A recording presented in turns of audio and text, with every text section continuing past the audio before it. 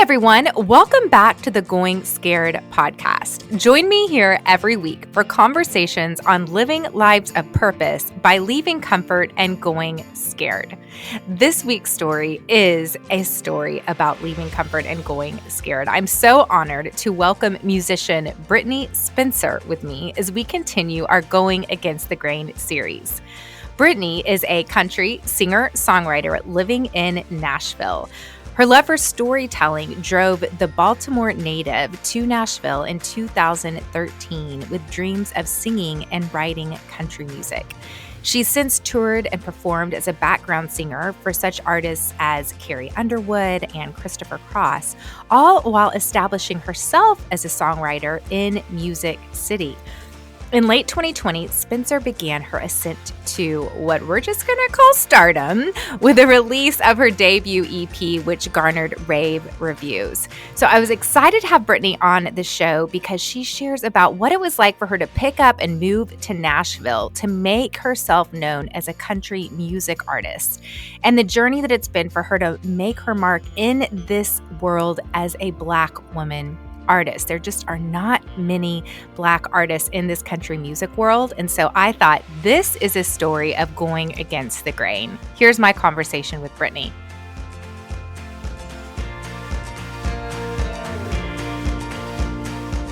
First, I just wanted to ask you, how on earth are you surviving? Because, as a musician, I think you might be the first musician that I have had on the show since COVID. And, you think of restaurateurs, you think of, I run a retail business, there's so many specific industries that have been impacted by COVID, but the music industry specifically is been severely impacted. So how are you doing during this COVID-19 time as an artist? Being an artist is it's probably the strangest thing I think the music industry has experienced in a long time. The same way the music industry, I guess during the recession, the industry still kind of thrived. Like people were still able to do live shows and all that. But right now, everything is just shut down. And touring and live shows is like the biggest revenue stream for artists. So to not have that, is impacted a whole lot of artists, and thankfully in Nashville, because it is like an industry town, there's been so many outlets for artists, for creatives. Like there's been so many grants, and then there's like so many initiatives, like restaurants giving out free meals a few times a week, like really good ones, like just as if you're a touring musician, or if you're creative, or someone that works usually in the studio, or you work in the crew, or like stage crew. It's honestly, it's an overwhelming amount of support. And I feel like Nashville really can't catch a break, because right before the pandemic was the tornado that ripped through so many different parts of Nashville, including East Nashville and parts of North Nashville, where a lot of artists live. Yeah. And we just can't catch a break, honestly. But oh man.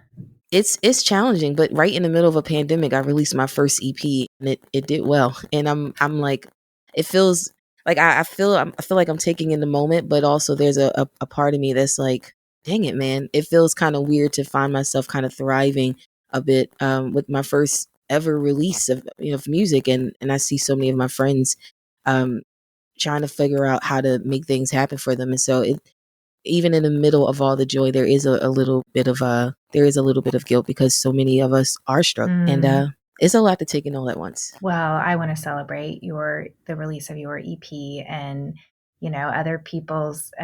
We often say at Noonday, we say a one woman's success doesn't diminish another's, but then also I think you could also say someone else's struggle doesn't diminish someone else's success. So. Mm-hmm. I wonder too, you aren't, you're a country singer, but also just an incredible songwriter, and your songs are so, truthful, soulful, hopeful.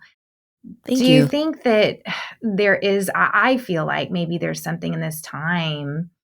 Tay Swift showed us this. There's something about returning to music and song. And I think, have you seen your songwriting thrive more during a struggle? Honestly, yeah. Just having the time to to really be able to turn inward and figure out what do I actually feel. I mean, and it's not been a dry pandemic at all. It's been very eventful. A lot of things have happened, and a lot of those moments have given us an opportunity to self-reflect, to see where we stand in our own thoughts and our own feelings, and how we view the world, how we view ourselves and the people around us, how we view our faith. Do we have it? Just it's been a great time to just self-reflect and do some inward, I guess, some inward searching.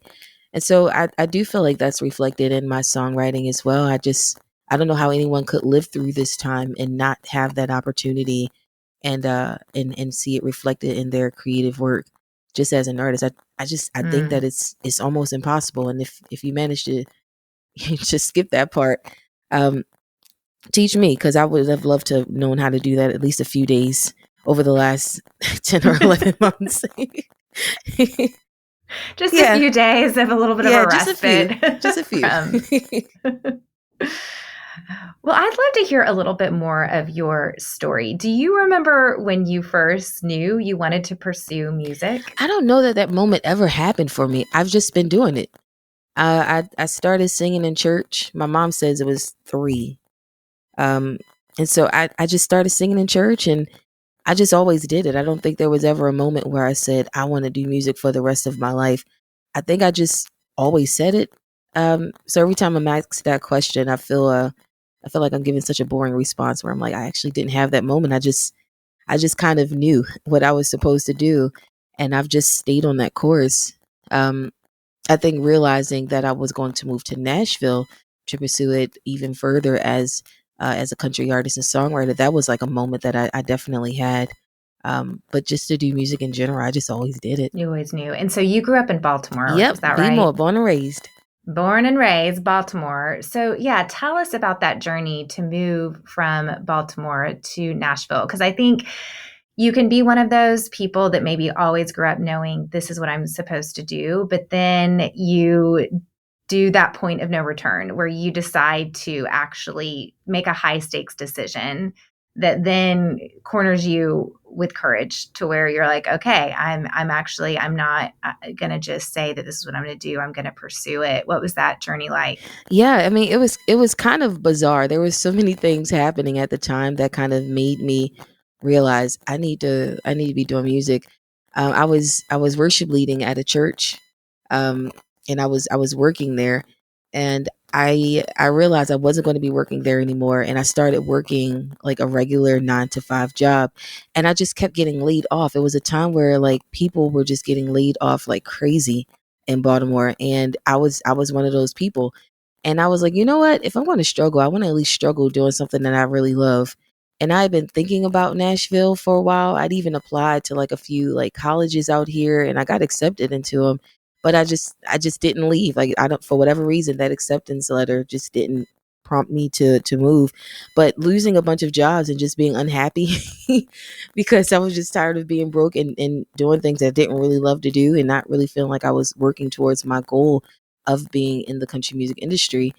I don't know what happened. It's just that, I guess, that combined with figuring out rent and also my apartment building, like they were kind of like doing like new management or new ownership situation.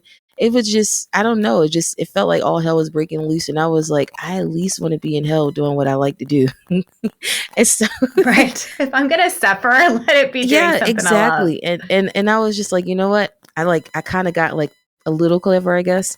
I went to my apartment building, or my apartment management at the time. And I said, listen, y'all about to get new owners. Just let me out of my lease. I know I've got like 6 or 7 months left, but just let me out. Let's just do this. And they said, sure. And they actually let me out of my lease, and they gave me back half of my security deposit. And so, and I think I paid like 2 or 3 months, like of a security deposit to like live in my apartment. And so I got money back, and I was like, okay, cool. So I took that money. I went and I lived with my dad for like a year. Because my brother and my sister had already moved out by then. So I moved back home, stayed with him for a year to like save up. Ironically, still had like issues with like jobs because it was just it was such a crazy time. Everyone was just kind of losing jobs. And so I don't know. For a year, I just lived with my dad. I saved up, and then I like planned to come to Nashville, and I guess when it was the day, when it was time, I packed up my car and I drove to Nashville in the middle of the night. And it was kind of crazy. My parents, my dad, I don't think he thought I was actually going to do it. he I told him Wow. in October. I said, Dad, I'm going to not this past October, but I think it was like maybe, I guess it's 8 years come next month that I've been here. I told my dad, I said, Dad, I just booked my flight. I'm going to Nashville in January. He's like, okay, cool. And so then that time comes, and I reminded him like a few days prior to me leaving to go to Nashville that I was going to be in Nashville looking for a job, looking for an apartment. And I guess he forgot. And he called me one day while I was in Nashville. He said, where are you? You didn't come home last night. I said, I told you I'm in Nashville. He was like, are you serious? You really doing this? I said, yeah, I told you I was doing it. He's like, yeah, but you've been saying it for a year. I said, yeah, I was saving up. I'm ready to go now. I found an apartment. I just got a job. Like, I'm moving here in a month. And he was like, are you kidding me? Like, he couldn't believe it. And but yeah, I mean, I did it. I drove. My sister actually drove with me. We were supposed to like take turns driving, but she fell asleep. And so I just ended up driving for the whole like 11, 12 hours by myself. But it was fine. It was totally fine. It actually gave me a moment to like just have time to be like, Brittney, what are you doing? What are you doing? And I just did that for 12 hours. And my sister was just asleep. And I'm just like wrestling within myself driving. And I wanted to drive in the middle of the night because one, it just sounds cooler. And also I just hate traffic. I really hate traffic. Right. So, It does sound cool in the middle of the night. yeah. Drove to I'm Nashville. I'm a storyteller from just to the core. And I'm like, oh, that makes a good story. Let's drive in the middle of the night. So it's a little silly thing. Okay, But so I love it. I love it. So, okay, 12 hours. You grew up in Baltimore, Black woman, heading to Nashville as a country music mhm. artist.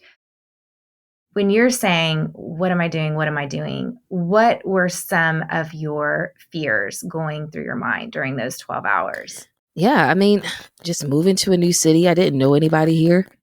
I really didn't know anyone. My sister stayed with me for about 4 months. She was studying for the MCAT. And so that was nice, like having her with me. But when she left, I really just did not know anybody. Um, and also just wondering, like, can I actually do this? I'd only visited Nashville once. I was here for like 3 or 4 days. And, that's not enough time to kind of figure out a city. And so I'm a very cautious person already. Like, I like to take my time. I am kind of slow, um, I guess, in that sense. And so it was just I don't know, it felt fast for me, even though I'd been planning this move for a year, and had been thinking about it years prior. It was scary. I guess for me as a creative, I was just thinking like, you know what, Brittney, everyone does this. Everyone figures this out. Everyone, when they want to be a singer, actor, whatever, like they eventually, most people have to move to a different city. So it still felt awkward. I was like, will I be able to succeed in country music? I don't really see anybody that looks like me.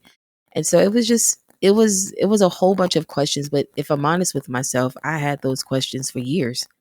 There were so many times Mm. where I wondered if I actually could make a mark in this industry because I didn't see anyone that looked like me. And so that honestly was one of the things that held me up for years, and not coming here a whole lot sooner.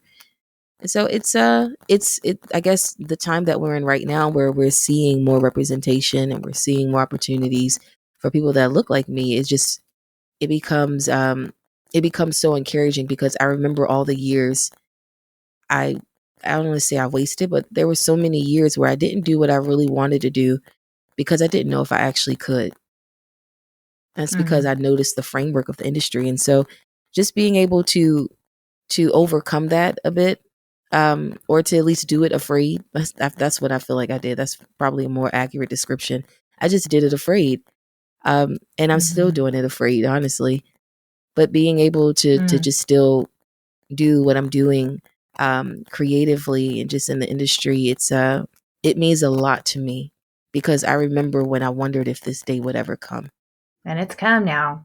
I mean, you are in it and you are experiencing something that, most people, no matter what their ethnicity is, you're making it as an artist in Nashville. Thanks. How does that feel now when you look back on those 12 hours and then the success that you're experiencing, especially in the past few months as a country music artist? It feels hopeful. It feels like a lot of other things as well, but I think the overwhelming sentiment that I have for this moment as I look at um, just how the landscape of country music is slowly kind of turning a tide. Um, it feels hopeful, and not just because I got an opportunity, but because I actually see where this could be really effective and beneficial to so many other people. I do see that day being able to come and to happen. Um, I just I just think that it's important to just have some faith. It doesn't mean that I turn a blind eye to doubt. It doesn't mean that I don't wrestle with any tension. It doesn't mean any of that. It just means that overall, I really do think that things are changing, and I'm so excited. Um, I'm excited to watch it happen, and I'm just grateful for this moment and that I get to be part of it in a small way. It's just it's very humbling.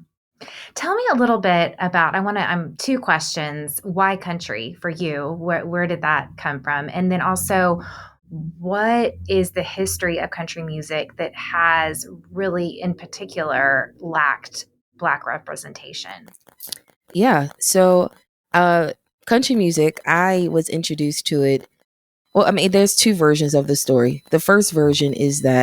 I, um, the first version is that I was on a school bus as a kid. We always caught the school bus, and the school bus drivers, they would always listen to like the alternative, like rock station, because it was like the most neutral thing, like music that adults wanted to hear, but also that kids wouldn't be damaged from. And so Yeah. and so I didn't realize that I was actually being introduced to a bunch of genres at once. They would play Prince, and they would play Aerosmith, and they would play Tim McGraw, and they would play Dixie Chicks, Now the Chicks, and they would play Shania Twain, and it was a lot kind of happening at that time, and I didn't realize I was being introduced to the genre in addition to a bunch of other genres. But my formal introduction probably came a few years later when I was about 14 or 15, I think. My friend Keisha, after church, she was like, "You need to listen to this Dixie Chicks album." I'm like, "What are you talking about? Who's Dixie Chicks and what is a Dixie?" And she played the album, and I to this day don't know which album it was. I don't remember what song it was. I just remember looking at um, the album cover, and it's crazy. I don't even remember which one it was.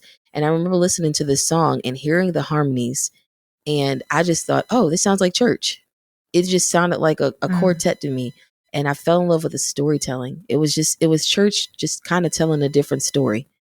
Goodbye Earl is not exactly the song I would hear in church, but it sounded like it with all the harmonies, and I fell in love with the storytelling. And I mean, it's a similar story to that of like Ray Charles, who says he fell in love with country music because of the stories as well. And really, that's where my love for songwriting started. It started with country music, and I think that's why I hold to it so much, because of the way that it sounded, but also just the idea of finding myself as a songwriter through this genre has been so special, and I've just clung to it ever since. So that's my country music story, and it makes it all the more exciting. I was recently this past weekend inducted into CMT's next Women of Country Music class of 2021. Wow. And I remember when my friend Keisha like showed me the Chicks, their album, and I listened to it and I fell in love with the stories. I immediately just started binging CMT. I found out that CMT existed. I started listening to my local country radio station. Shout out WPOC and Laura D. Young. I just fell in love, and I just kind of binge crazy. So right now, this moment that I'm in is kind of like full circle. I'm Wow. actually on the TV station that helped guide me through the beginning parts of my introduction to country music, and that's really cool. Wow. That's amazing. That makes so much sense because, yeah, country music is just classic storytelling, Hmm. and you're such a beautiful Thank songwriter. you. But I'm thinking, okay, you're this teenager in Baltimore. Hmm. binging on country music. Did you have other friends that were also super into country music as well? Or were they just like, why are you getting into country music? No, to this day, like I still had to like explain to my parents. I was like, Dad, CMT is country music television. I said it's like BET, but of country music. And they're like, oh, okay, cool. And I've kind of prepared myself for these moments. I hope to one day sing at the Grand Ole Opry. And I know that I'm going to have to like tell my friends and family, be like, hey, listen, guys, the Grand Ole Opry is like the Apollo Theater of country music. And then they'll get it. And it's really innocent and it's really fun for me to be able to take my friends and my family through that journey. Cause I mean, if I play it, they'll listen to it and they'll like it, but it's not something that my friends or family back at home kind of engage in, except for my sister. My sister, I feel like we have turned each other on to so many different artists and styles of music. And when I showed my sister the Chicks album, and when we started listening to Gretchen Wilson and Joe Nichols, she just got right on board, and we were just singing it together. I remember we were listening to Gretchen Wilson's her first album, and we would just sing together. We would sing When I Think About Cheating and just all the different songs on that album, and my sister would harmonize with me. She was like my original like background singer, and that was so special to me. And my other sister Bria, she one day surprisingly I got in her car and she had like a Taylor Swift album like on the chair, and I was like, seriously? Okay. And she was like, yeah, I like this album. And so every now and then like my family would shock me, but they genuinely do enjoy it if I play it, but it's not something, like I said, they would listen to all the time, which for me just makes my journey way more fun. I get to talk more about country music, and tell them about the things that I like and the things that I listen to and the things I've learned, and it just becomes another conversation piece for us, which is really cool.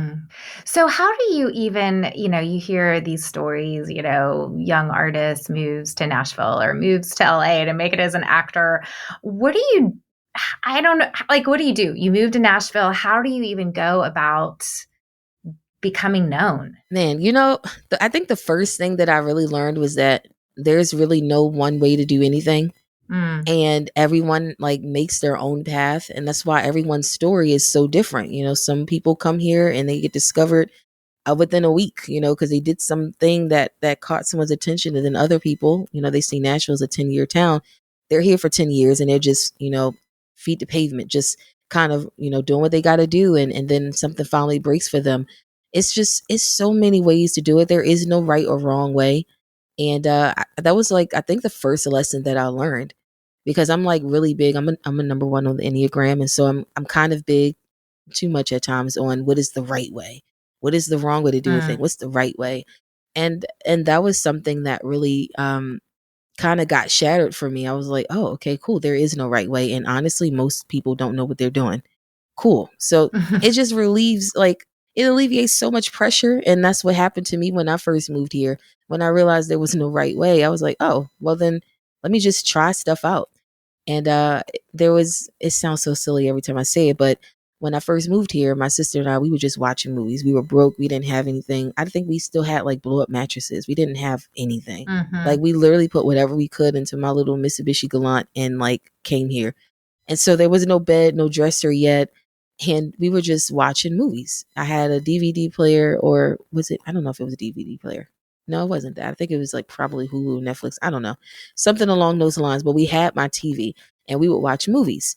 And one of the movies that we watched was Yes Man. I'm not sure if you've seen it, with Jim Carrey. But basically he had to like say yes. Like whenever someone asked him to do something, he had to say yes. And I thought, oh, that's a cool way to like get into a new city. Whenever someone asked me to do something, I would just say yes. And I did that for like a while. And one of the things that I did during that time is one, I taught myself how to play guitar. And then a friend said, well, you've learned how to play a few chords, you should just go and bust downtown. And I was like, what do you mean? She's like, just go play your guitar downtown. Just go find a spot and just play for people. And I started doing that. And it was so fun. And I guess I now know it to be marketing research, but it was just so fun just trying to figure out what made people stop, what made people listen to me, what made people give $10 instead of $1, what made people, a crowd of 15 or 20 people gather around me for 10 minutes versus 2 people staying there for 5. It was so fun. And I just did that for like 2 summers. And yeah, I mean, that type of stuff, I did that. I also I started going to like different like writing, like songwriting workshops where they would like teach you like the basics of songwriting, and they would bring in different publishers and people who like it's their job to shop songs. They would come in and they would critique people's songs, and those usually cost a lot of money, at least for me at the time. It was like 300-400 bucks. So I didn't have that, and so I would just find ways to volunteer. I think I did like 2 or 3 of those when I moved here in the first year. I just found ways to volunteer. I was like, do you guys need someone to hand out pamphlets? Do you need someone to grab things or assist in some way? And that's how I got in. I didn't have to get my songs critiqued. I got to watch other people's songs get critiqued, and I got to kind of walk away with the wisdom, and the knowledge that I kind of gained. But it was things like that. I found any way that I could to just connect um, with people, with other artists, with people in the industry. And yeah, I mean, I guess there is no right way to do any of this stuff. And so for me, moving to a new city, I just, I don't know, I just tried stuff out. And I just did that for a long time. I'm curious, you mentioned earlier that for years you said it was the color of the skin that in your mind was holding you back from pursuing country music. And now here you are pursuing country music. What did you find your experience to be as a Black country music artist in those first couple of years? Yeah, I didn't know anyone. I didn't know anyone that looked like me that was pursuing country music. The only 2 people I knew at the time, they were like so far away, like they were kind of already doing their thing, and I didn't feel like I could get to them. And it was Mickey Guyton and Racy Palmer, and I felt like they were so far along, and they were. I just felt like I couldn't like say anything to them, so but they were the only ones that looked like me. And so, I would just, I don't know, I guess I would at times feel discouraged, because I was the only one that looked like me, that kind of had the experience that I had. And it's not just about, like, I've never had an issue with how I look or my race or anything. I'm very proud of who I am. But the way that I felt like I was kind of viewed or perceived was what I had an issue with, whether it was in a studio session or if I was meeting with a publishing company, or if I was at a writer's round.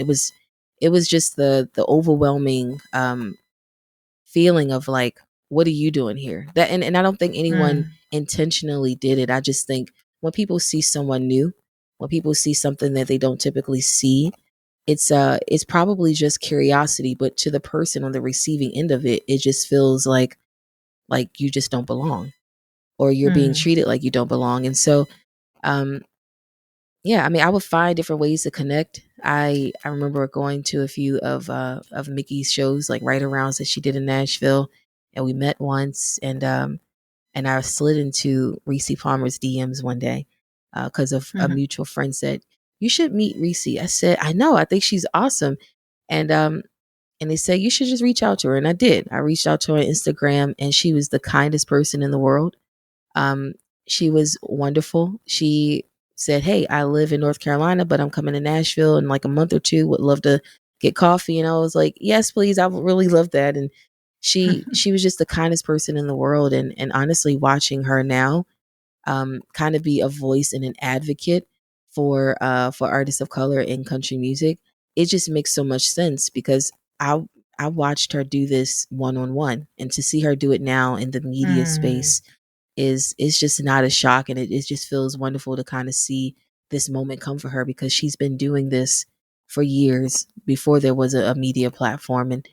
Um and honestly, Mickey has been warm and welcoming to other artists of color and just artists in general for a while. And I know this because she was warm and welcoming to me when she met me. I didn't even tell her I sang. I didn't tell her I was a singer or songwriter or anything like that.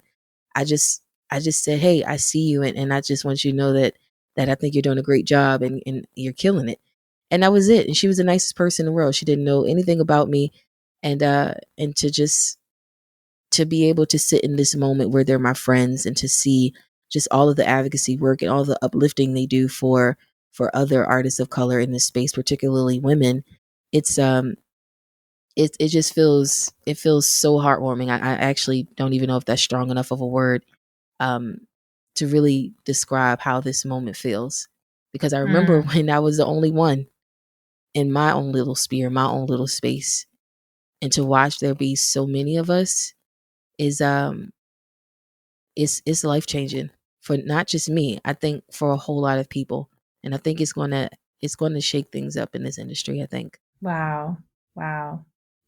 Well, you posted a clip of you covering the High Women's Crowded Table in October. And then, I did. yeah. So they shared it. That went viral. How did that feel for you? I still don't know. I think that was like 2 or 3 months ago. I still don't know. It's of course exciting, and it's of course honoring, and just I'm just full of gratitude for it. It's just I can't believe it happened. That's what the real nitty-gritty of this whole thing is for me. I can't believe it happened, and I gained 2 friends from it. I gained 2 friends. Amanda Shires and Mary Morris have been nothing but kind and supportive, encouraging, and just fun, and just dope people. Like I just enjoy every time I talk to them. Every time, like I think Amanda's working on a project right now, and I've gone into the studio a few times to sing, and she's just phenomenal. Just such a wonderful person, both of them. Wow. I love that. You got 2 friends. Yeah, they're just Isn't really cool that what people. this is all about? Yeah, I think so. You and I, we're friends now. We're friends now. We are. It's all about just connecting and just seeing people for people, beyond being grateful for what they do on their platforms, and also just recognizing that they were just really good people to even reach out to me. They could have watched that video and not said anything. They could have watched that video and just said, "Hey, this is awesome," whatever. But they reached out and they said, "Hey, this is great. Come sing with us." And I'm like, "Wow, that's incredible." Like they just didn't even have to use their platform for that, but they did, and it's just such a humbling feeling, honestly. So your recent EP, Compassion, was released, and you did a duet with Brock Human, and it's become sort of an anthem, thoughts and prayers. And in it you sing, "I've spoken up, but it wasn't enough. A son lost." I've spoken up, but it wasn't enough, 'cause a son lost a father today.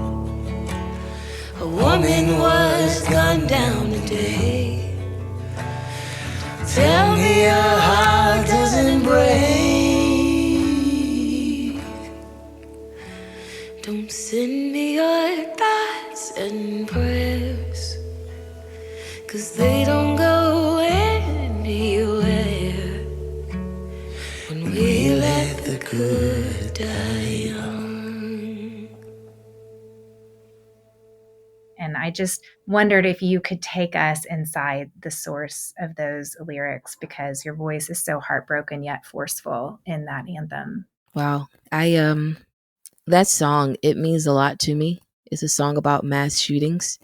I wrote it with Brock Human, who's a really, really good friend of mine. He's brilliant. And also Olivia Yokobonis out of Los Angeles. We wrote it together in the summer of 2019 at a songwriting camp for this big creative collective called Common Hymnal, where we just get together and get in like groups of like 2, sometimes 3 or 4 people, and we just write songs for like an afternoon, and then we share them at night. Wow. And we write a lot of socially conscious music as well. And so that's where I kind of felt like I could explore that particular topic in that space, because that's kind of just already on brand for us. We write a lot of socially conscious songs. And I remember on my way to LA on the plane, I started just writing a few lines of the song. And I was like, you know what? I'm going to just go ahead and write this. And I mean, it was on the plane. I just said, I'm going to go ahead and write this. I'm going to present it to my group. I knew I was going to be writing with Brock and Olivia. I said, you know what? I'm going to just see if, they like it. And if they don't, it's totally cool. But I'm kind of the person that likes to be prepared. Whenever I go into a write, I like to have like a few ideas. Just in case one doesn't, stick to everyone, we can kind of sort through some other things. And I showed it to them once we got to the writing camp, and I feel like Brock probably was like the first to be like, yeah, let's look at this some more. Let's kind of dive into this song. And I wasn't really prepared for that, honestly. I was prepared for them to be like, oh, that's such a nice song, Brittany. Let's know how it goes when you write it later on.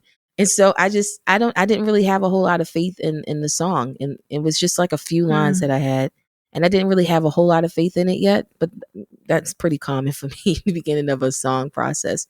But yeah, I mean, they got on board and they brought this song to life. I feel like we really labored to make this song really communicate how we felt about mass shootings, how we felt about gun violence, how we feel about people. You know, we see stats, we see statistics, we see tweets, we see so many things that talk about these events, but we don't recognize all the time that there are actual people that are actually dying. There are people that are losing their parents. There are parents that are losing their kids, you know, due to things like school shootings or shootings at concerts, or you're just going to a Walmart, or you're just going to a store or a movie theater, or you just, I don't know, you were just driving. And then all of a sudden something happens and, you know, 3, 4, 10, 20 people get shot. And some of them are killed. It's just really, to me, it really is a nightmare that I wish we could just wake up from. And I feel like there's not been enough action taken. Me personally, I'm not against I'm not against speaking out for your rights. I love that. I just also wish that we would consider the whole. I wish we would consider, hey, we have a problem right now where a lot of people are getting killed. We need to figure out a way to stop mass shootings. You know, I get it. People want to carry their guns and do all their things, but it's like, dude, there has to be something that we can do to keep kids from being killed. All they did was go to school that day. You know, there's Sandy Hook, there's Parkland, there's just all these different moments in recent history where we're just losing people to senseless violence. And and we haven't done much of anything about it. And that's really sad. There's a line in the song that says, don't send me your thoughts and prayers because they don't go anywhere when we let the good die young. And that kind of comes because as soon as you see thoughts and prayers online, usually Twitter or Instagram or Facebook, you just know that there was a mass shooting. And that's the only thing that we'll offer up. We'll offer up a thought and a prayer. I just don't know if that does anything. I just don't know. I don't know how far that goes. The person's already gone. Do you feel a responsibility as an artist to write more socially conscious music? There's a part of me that does. There's a part of me that feels like if it's on my heart to say, then I should probably say it, especially if I can tie it into a song. I don't feel pressured to do it. I do feel like as an artist, the idea of being able to show all the different sides of who I am and all the different things that are on my brain most days, or just being able to tell any story that comes to mind is important to me as well. But I just don't shy away from hard topics. I don't shy away from writing songs about humanity and how we see, live, and experience the world around us. I don't know if it's I guess in a way it is a social responsibility that I do feel. I think for me, it's just, I feel very compelled to not turn away from the idea of doing that when I do feel it pressed upon me. Coming from your heart. Yeah, I want to do that. I want to always do that. And I know it can be challenging at times. I mean, this was my first EP, and 2 of the 4 songs on there talk about the world and humanity and compassion. Which is the title track of my EP. I'm talking about protesting. I'm talking about hunger. I'm talking about war. I'm talking about all these different things. And it was kind of scary because these are things you don't hear in a country song all the time. But I needed to be true to who I am. And it's not all that I write about. I mean, I got all kinds of other songs. You know, I like to talk about bars. I like to talk about love. I like to talk about friends and, you know, hanging out. I love all that stuff, and I'll write that. But at the time when it was time to record my EP, these were the songs that were pressing on my heart, and I'm glad that I followed it and didn't go with what I thought would be a more digestible or more palatable assortment of songs for my first project. I'm really glad that I stuck to where my heart was in that moment. Well, you are a one, and that is integrity. So thank you. It's scary, but it's scary. If I'm gonna be in hell, I want to. I mean, that is, I mean, it's the courage to do what is right over what's comfortable, and that's what you did. And I'm glad you did that. Like I was saying in the beginning, if I got to be in hell, I want to be doing what I love. So if I'm gonna be in the tension of releasing a first EP, which is already scary in itself, and to release it during a pandemic, I might as well do what I really want to do. Yeah, I think we can all learn from that. On that note, I'd love for you to just close off with a word of encouragement or inspiration for the person who's listening who maybe has been stuck in her dreams in her head and has not yet moved into action, has not made that move to tell her landlord, can I get out of this lease? And I'm going to go save up and I'm going to make a move. What would you tell that person now? I would say, as cliche as it may be, follow your heart. And not because it's a nice saying, but because I truly believe that if something is really pressing on your heart, it's probably because it sees something that hasn't happened yet. It's able to put you on a path that is going to one day really open up for you, and it knows it. Even though you don't see it yet, even though the time has not come, I just honestly believe that following your gut instinct, following your heart, following that voice that you hear in your consciousness is truly the path to living life and living a purposeful and intentional life.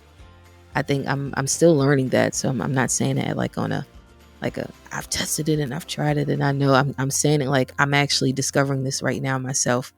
Sometimes our hearts know things that we don't yet.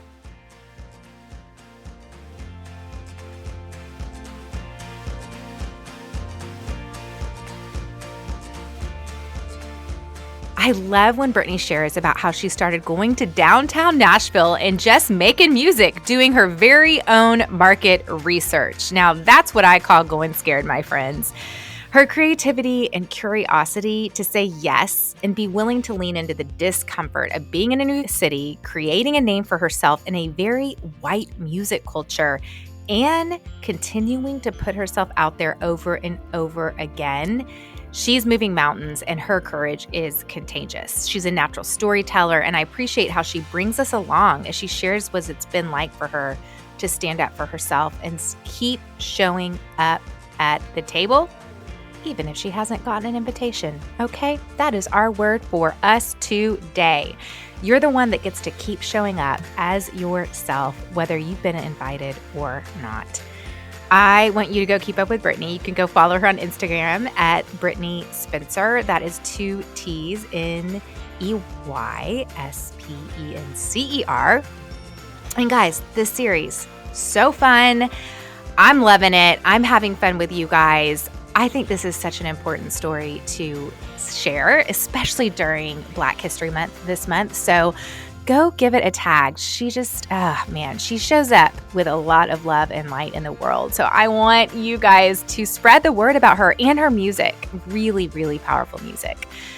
We're going to close out the show with the usual. Today's show is the music is by my good friend Ellie Holcomb. Going Scared is produced by Eddie Kofoltz, and I'm Jessica Honegger. Until next time, let's take each other by the hand and keep going scared.